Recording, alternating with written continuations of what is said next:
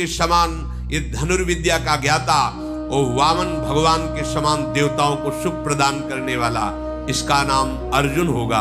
ये सदैव तुम्हारी प्रसन्नता को बढ़ाएगा। माद्री जी ने देखा कि कुंती जी के तो 3 तेजस्वी पुत्र हो गए।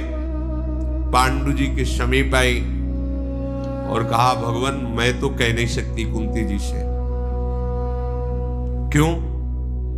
क्योंकि देखो हर तरह से मैं उनसे सुंदर हूं और सौभाग्यशाली हूं, पर मुझे महारानी पद नहीं मिला। महारानी पद कुंती को मिला क्योंकि पहले उनका वर्ण किया।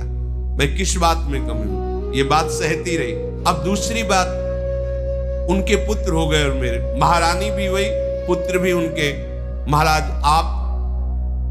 आपको शाप है, पर आप प्रार्थना तो कर सकते हैं कुंती देवी से कि वो मंत्र मुझे बता दे जिससे मैं भी पुत्र प्रकट कर सकूं। और मैं कह नहीं सकती, आपसे कह रहे हूं, उनसे तो कहूंगी भी नहीं। अब महायशस्वी राजा पांडु कुंती के समीप कहकर कहा कि एक बात मेरे मन में है, माद्री को दुख ना हो तो एक पुत्र प्रकट करने के लिए एक बार मंत्र का प्रयोग विधि एक बार के लिए आप आदेश कर दीजिए। उनका महाराज आपकी आज्ञा शिरोधार्य है।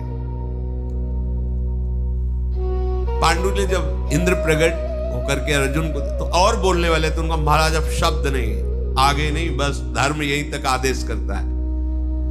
महाराज पांडु की प्रेरणा से माद्री से कहा, तुम्हें एक बार मंत्र का प्रयोग करने को किसी एक देवता को बुला लो, इसके बाद वो प्रयोग विधि याद रहने पर भी सफल नहीं होगी। मैं केवल एक बार के लिए आदेश करती हूं। मन में आया कि इनके तो 3 पुत्र हैं, मुझे एक पुत्र एक देवता को बुलाना, तो विचार किया अश्विनी कुमार एक कहे जाते, पर हैं 2। उन्होंने अश्विनी कुमार का आह्वान किया, वो 2 पुत्र हुए जिनका नाम नकुल और सहदेव।